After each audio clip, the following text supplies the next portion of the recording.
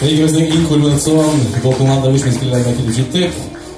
Латавы Татар егеті 2022 бәйгісі жеңушісін иғлан етешек, достар. Әлбәттә сізден күшті алғышлар.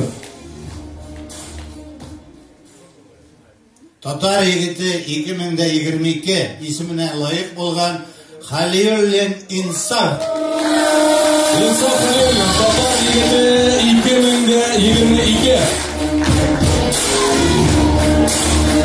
Ruslan егетлер, hürmetli tomoshachilar, әтиәниләр, әйдәңіздер Тобыл кафе тәбрик етик инсафны.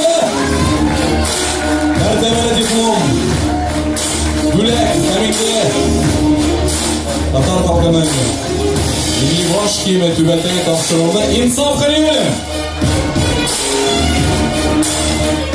Инсаф шын күңелдән котлыйбыз, егетләр. Сезне шулай тәбрикләйбез. Булат абый, менә бу бүләкләрне рәхмәт хатларын кабул итеп алыгыз.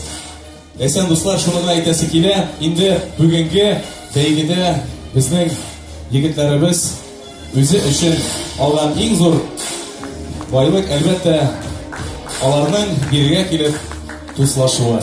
Һәм безнең тагын бер рәхмәт хаты бар. Шатлык яшьләр үзәгеннән шушы матур кичәне минем белән алып барган өчен рәхмәт хаты Илнур Гумеровка. Зур рәхмәт.